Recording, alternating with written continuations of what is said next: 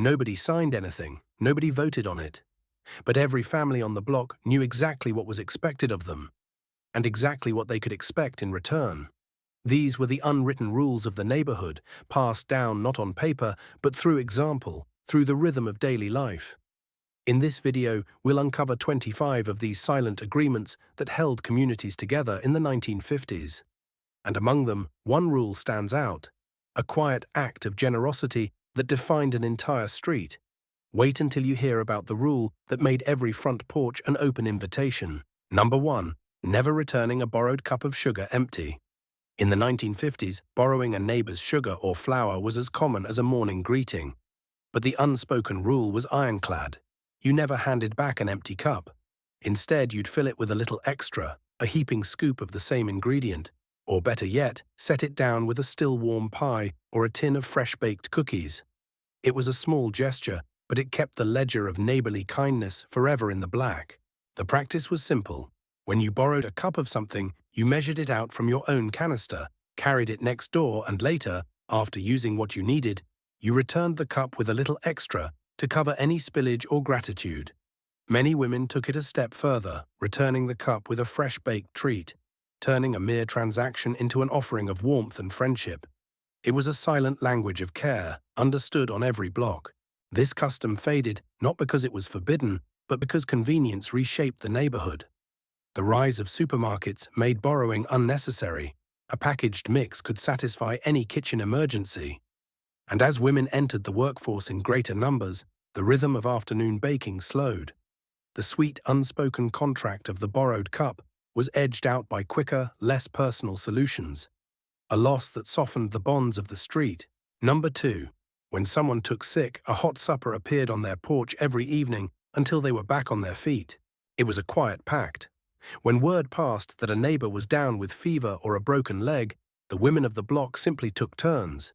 Each evening, a hot meal, sometimes stew, sometimes a meatloaf, materialized on the porch, still warm from the oven. The recipient never had to ask, and the cook never needed thanks. It was understood. The street ran on mutual care, and no one was left to fend for themselves. This custom faded not by law, but by convenience.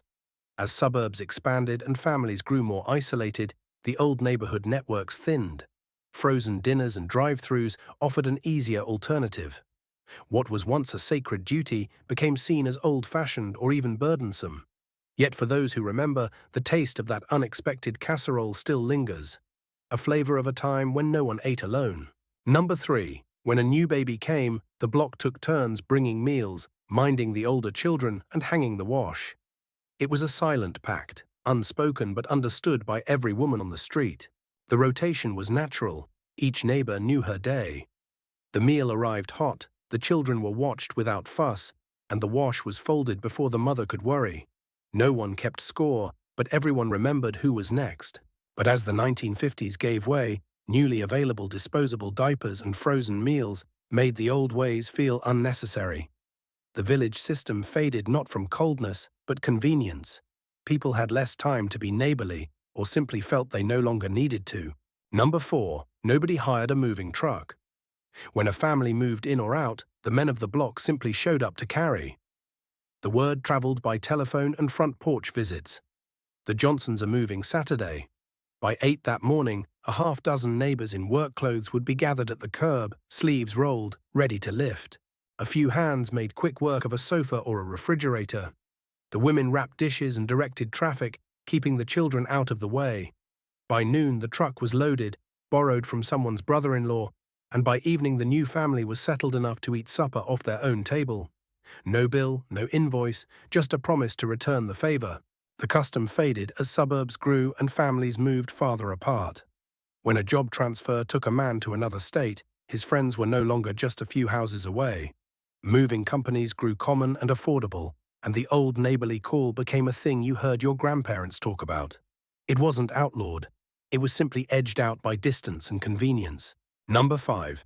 After a death in the family, neighbors quietly took over every chore, so the grieving never had to ask. How it was done? Without notice, without fanfare. A neighbor would bring a hot meal at supper time, then another would slip in to wash dishes or sweep the kitchen.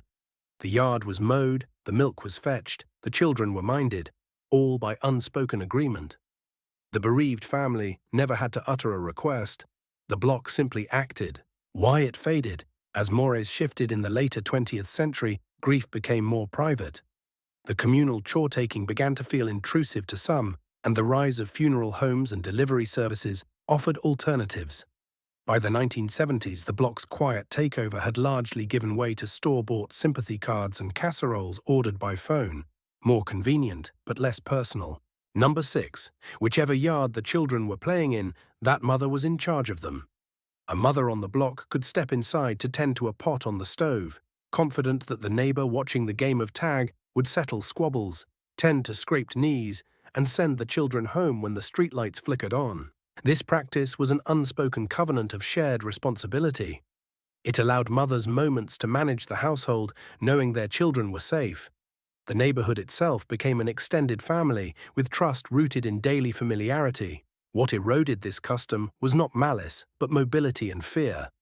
As families moved more often, lifelong neighbors became strangers. The rise of strident news about child abductions made parents wary of sharing authority. Trust fractured, and the village that once raised the child shrank to the four walls of home. Number 7. Any grown-up on the block could correct any child, and the child minded because word traveled fast. It worked like this. If Mrs. Henderson saw you pulling up her petunias, she'd call you by your mother's full name, and you'd stop cold. By the time you got home, your mother already knew, because Mrs. Henderson had phoned ahead. The whole block was a web of watchful glances and short telephone wires. A child who stepped out of line faced not one pair of eyes, but a dozen. That kind of accountability faded as families became more private, and the old habit of minding one another's children came to feel like meddling. Convenience and distance quietly replaced it. How it was done: the correction was swift, firm, and never cruel. A neighbor might say, "You know better than that, young man," and the child would hang his head. There was no need for raised voices. The authority came from a shared understanding that every adult on the block was a parent in a manner of speaking. When that boy got home, his mother would already have the story. "I heard you gave Mrs. Henderson trouble today." That was all it took. The child minded because the consequences were not far behind, and because the respect for elders was taught, not negotiated. Why it faded? As the decades passed, the neighborhood grew less interconnected. Families became more private, and the idea of one adult correcting another's child began to feel intrusive, even risky. Parents feared lawsuits or misunderstandings. The old network of watchful neighbors slowly dissolved into a culture of mind your own business. It didn't happen overnight, but by the 1970s, the unwritten rule had largely been replaced by a new one. Only a parent or a teacher had the right to discipline a child. The block was no longer a single family. It had become a street of strangers. Number 8. Home before the streetlights came on. The same rule on every porch, no exceptions. It was the neighborhood curfew, written not on paper, but in the fading light. At dusk, a mother would step out onto the porch, whistle 2 notes, and call a name. No excuses, no negotiation. If you saw the glow of the first street lamp while still playing, you were already late. The rule worked because every parent enforced it, and children knew the warmth of home was safer than the gathering dark. How was it done? Without phones or watches, children relied on the light itself. The street lamp at the corner was the clock. Afternoon games of kick the can or tag ended the instant that first orange glow appeared. Mothers coordinated. If one child was missing, a neighbor knew where to look. It wasn't a punishment. It was a shared understanding that the day belonged to play, but the night belonged to family. And the rule was enforced by a simple question. Did you beat the streetlight? Why did the rule fade? In later decades, streetlights came on at the same time, but children's independence shrank. More evening activities, organized sports, music lessons, televised programs kept kids indoors or in cars. Parents grew wary of the dark, and the community watchfulness that once made streetlights a safe deadline gave way to a more cautious, schedule-driven childhood. The old rule simply dissolved into a modern one. Be home by dinner time. The streetlight became just a lamp, not a clock. Number 9. The older children were expected to look after the little ones, And they did, without being told. In a 1950s neighborhood, a 12-year-old might spend her Saturday mornings pushing a pram through the park or teaching a younger sibling to tie shoes on the front steps. It wasn't a chore assigned from a list, it was the natural order of things, woven into the rhythm of the day. It worked because the street itself was a kind of classroom. The older children had watched their own parents care for babies, had been cared for by older siblings themselves. Without any formal teaching, they learned to soothe a crying infant and to keep a game going with a 5-year-old. They did it not for praise, but because it was simply what one did. The neighborhood expected it, and they rose to the expectation. By the 1960s, this unwritten rule began to fade. After-school activities grew more structured: music lessons, organized sports, scout meetings, leaving less margin for free-form sibling care. A stricter view of child safety emerged, and parents started to look askance at a teenager left in charge of several little ones.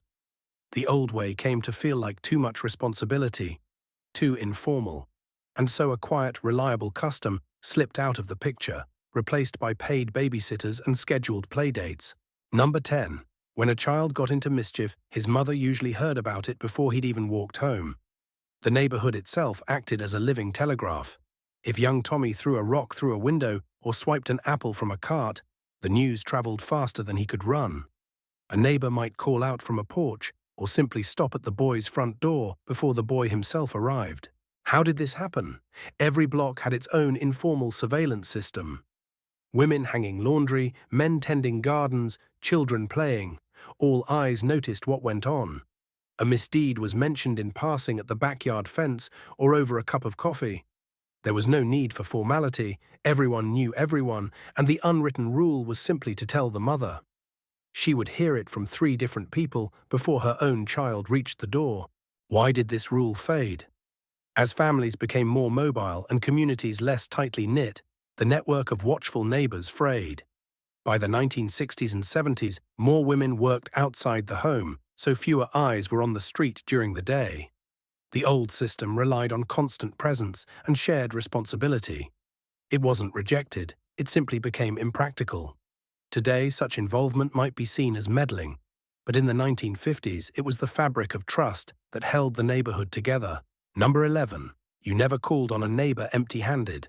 A plate of cookies, a jar of preserves, something from your kitchen. In the 1950s, a social call without a small offering was almost unthinkable. Even a quick visit to borrow a cup of sugar required a return gift. The cup came back heaping full, or with a fresh-from-the-oven cookie on top. This wasn't formal etiquette, it was a habit that had grown from the scarcities of the Depression, when sharing food was how you showed you meant well. This custom was rooted in an unwritten contract of mutual care. When someone fell ill, a hot supper appeared on their porch every evening until they recovered. When a new baby arrived, the block took turns bringing meals, minding the older children, and hanging the wash. Nobody billed or swapped favors. The food itself was the message. It said, "I see you. I know you're struggling. I'm here." This practice faded not because of any law, but because prosperity and convenience gradually supplanted it. As the 1960s arrived, supermarkets and frozen foods made home-baked offerings feel like extra work, rather than a necessity. Anonymity crept into suburban life. A quick phone call or a store-bought card replaced a warm plate at the door. The old custom survives only in memory, a time when entering a neighbor's home without something from your kitchen felt simply like showing up empty. Number 12. When a new family moved in, the block took turns bringing a welcome supper their whole first week. Each evening, a different neighbor would knock, holding a hot dish, a loaf of bread, or a dessert. The new mother never had to cook or shop that week, freeing her to unpack, settle the children, and learn which houses belonged to which families. By the 1960s, as more women entered the workforce and frozen dinners arrived, the practice faded. Fewer cooks had time for a week of suppers. Convenience edged out casseroles. The welcome supper shrank to a pie or just a handshake. Still kind, but never quite the same. Number 13. The coffee pot stayed warm on the stove all day, because a neighbor might stop by at any hour. In the 1950s, the percolator on the back burner was a quiet signal. This home is open. A woman set water to heat early, added fresh grounds, and let it bubble low, ready for a knock. Visits were spontaneous, unannounced, and a hot cup was the simplest hospitality. How it was done. The percolator was filled with fresh water each morning, coffee grounds measured, and the stove set to low. A woman might cover the pot with a knitted cozy to hold the heat. She'd wash and dry the same cups, ready for whoever came. Coffee was a running conversation, not a scheduled event. This custom faded as the driveway replaced the front porch and planned visits took over. With two-car families and television schedules, the spontaneous coffee call felt old-fashioned. By the 60s, a stovetop pot all day seemed wasteful. Automakers and appliance makers sold convenience at the cost of community, and the percolator went quiet. Number 14. Favors were never written down.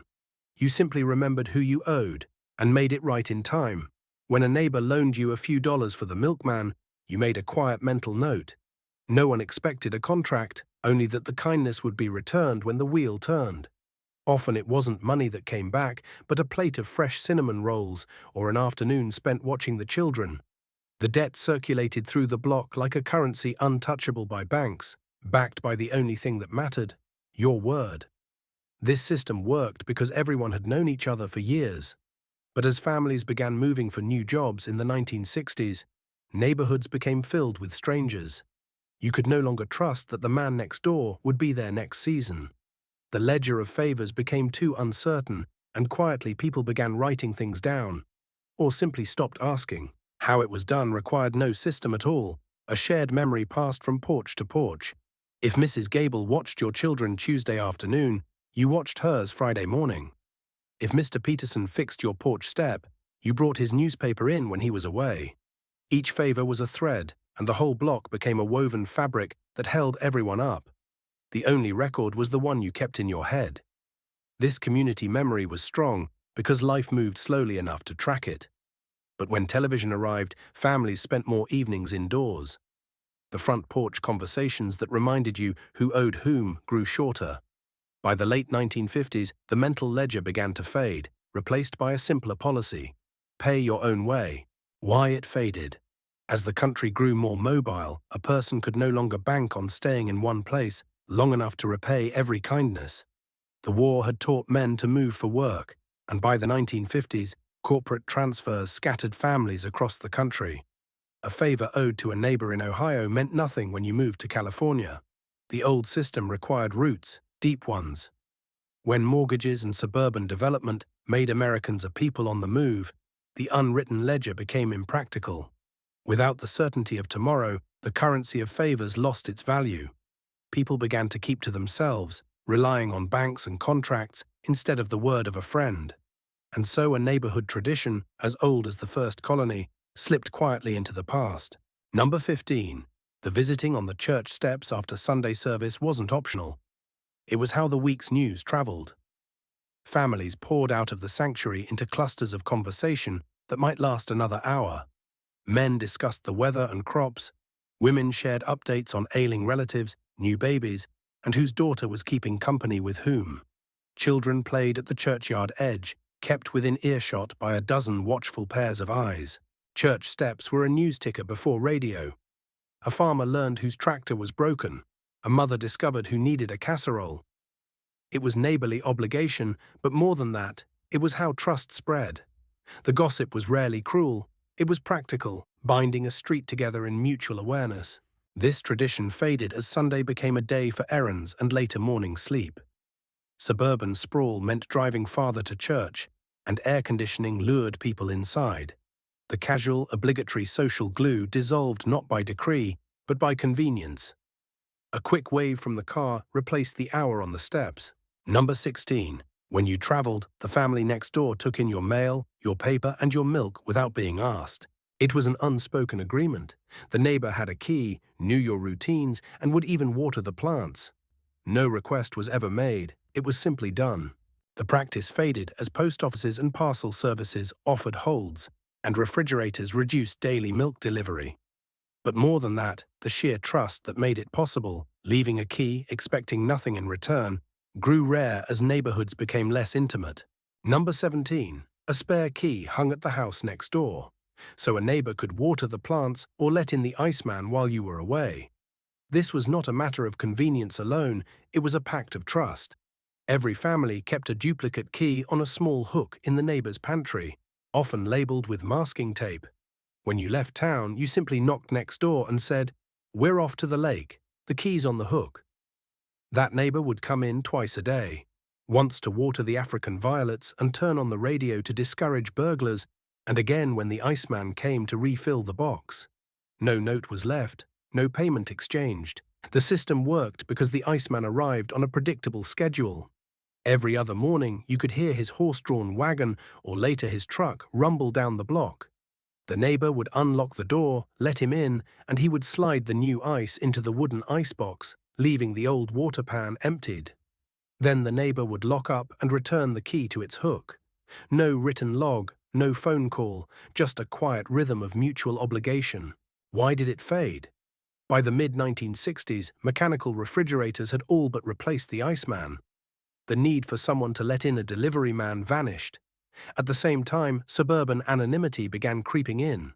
Families moved more often, neighbors grew less familiar, and the habit of leaving a key next door felt increasingly reckless. Homeowners turned to deadbolts and alarm systems, and the spare key hook went empty. What had once been a routine expression of community became a symbol of a more trusting and less guarded era. Number 18. Nobody locked the front door, day or night. The trust of the block was the only lock the street ever needed. In the 1950s, a home's front door was rarely secured by a key. The latch might click shut, but a simple twist of the knob from the outside and you were in. The idea of a deadbolt, a chain, or a security system was foreign. The neighborhood itself was the real sentinel. Every porch, every window, every stoop had eyes. If a stranger dared to try a door, he would be seen, and word would spread before he reached the next house. This practice rested on a silent agreement. Everyone knew everyone, and everyone watched out for everyone. It was not naivety, it was a social contract written in daily habits. How it was done, doors had simple knob locks that could be opened from outside with a skeleton key or even a coin. Many homes didn't even bother to turn the lock. The screen door latched, but the main door stood open to let in the breeze. People left for work, children walked to school, and no one thought to secure the entry.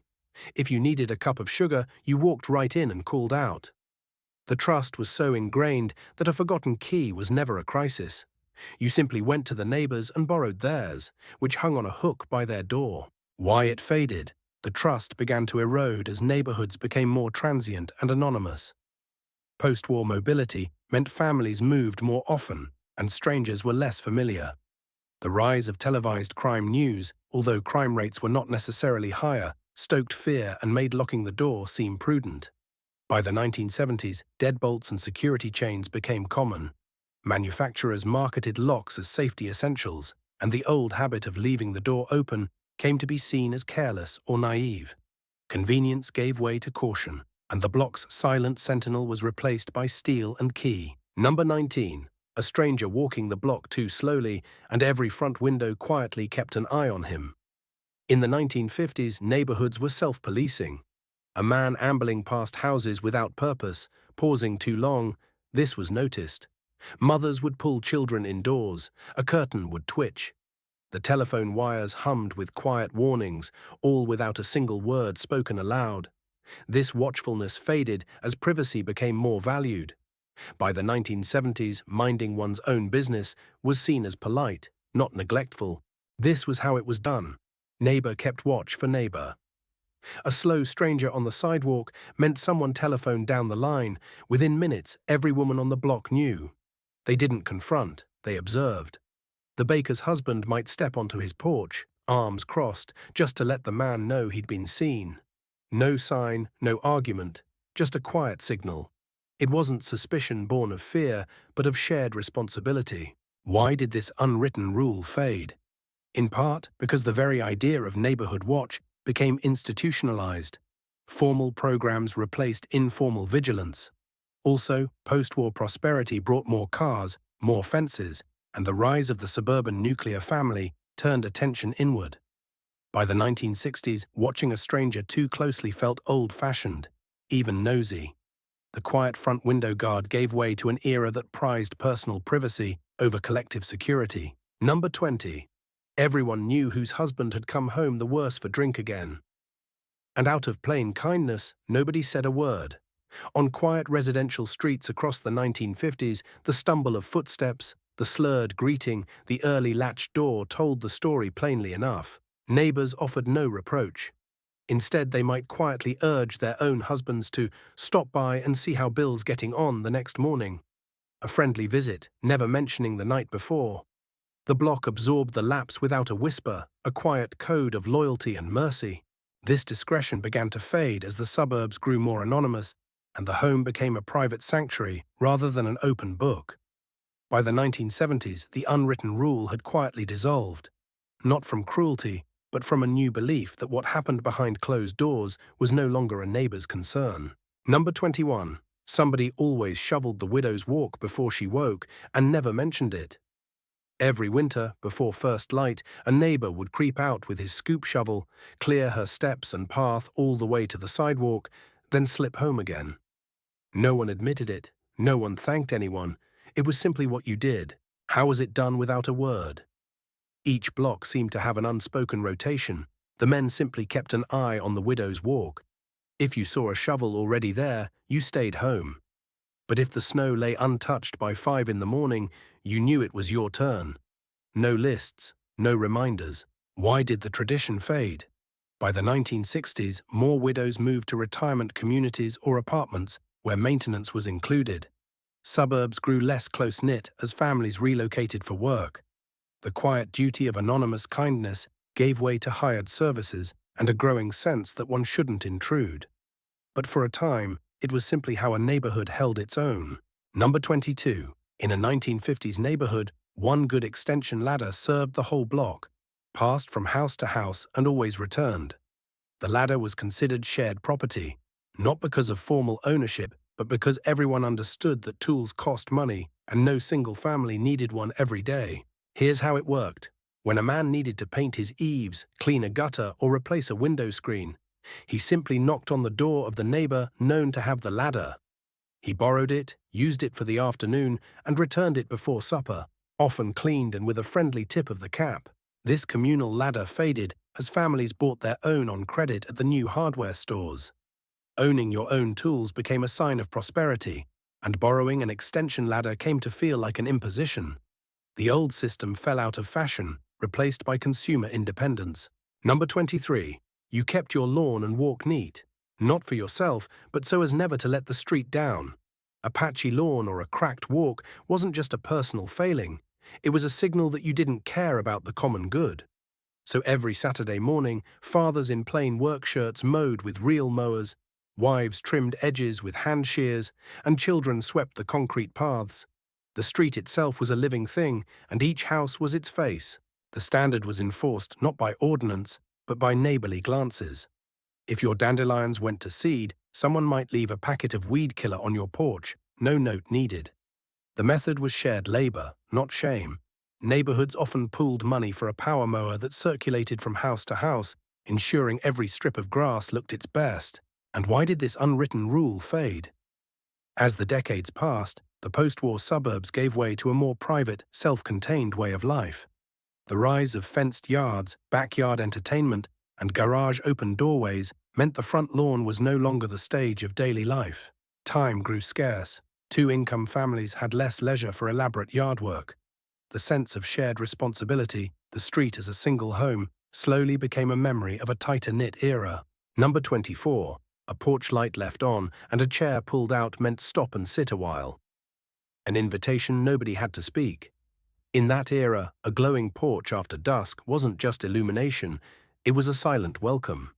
The chair was turned slightly toward the street, a gesture that said the occupant was ready for company. Neighbors knew they could climb the steps without knocking, settle in, and talk about the day's news or simply share a quiet moment. No phone call was needed. The light itself was the invitation. How it was done: a family might leave the porch light on every evening, a signal that they were home and open to visitors. The chair, often a sturdy rocker or a simple wooden chair, was positioned so that passers-by could see an empty seat. If the homeowner stepped inside, the chair might be pulled closer to the door, but the light staying on meant, "I'll be back soon." Children knew not to disturb adults when the porch light was off. That meant the family was settling in for the night. The etiquette was unspoken but universally understood. Why it faded? As the decades passed, television and air conditioning pulled families indoors. A porch light came to signal at home, but not necessarily welcoming. The rise of privacy fences and backyard patios turned socializing away from the street. By the 1970s, leaving the light on mistakenly seemed like an invitation to anyone, including strangers. The old custom felt too trusting, too vulnerable, and so the unspoken invitation dimmed. Now, a porch light is often left on for security, not community, a small, quiet loss of neighborly trust. Number 25. Not one of these rules was ever written down. The street wasn't a row of separate houses, it was one family that happened to live behind different doors.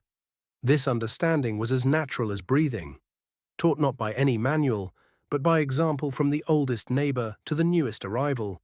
A borrowed cup of sugar always came back with a little extra.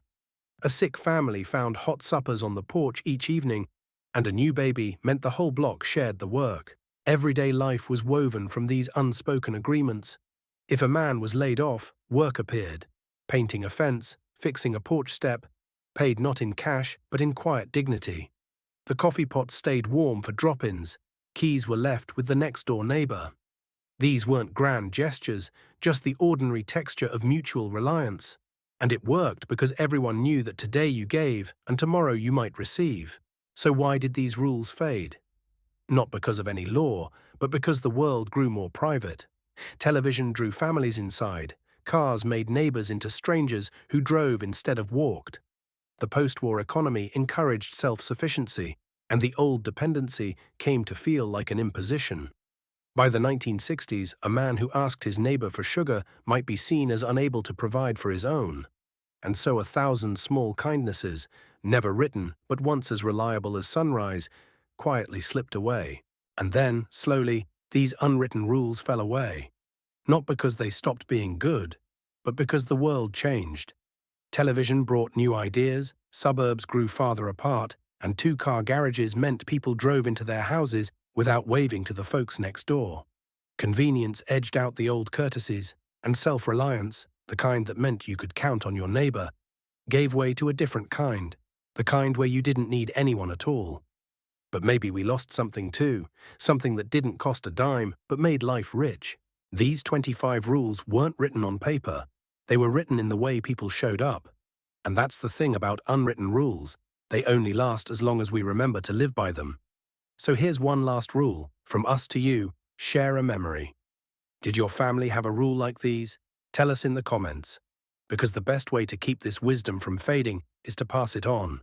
And if you want more stories like this, stories that remind us what really makes a neighborhood, subscribe. Because some things are too important to forget.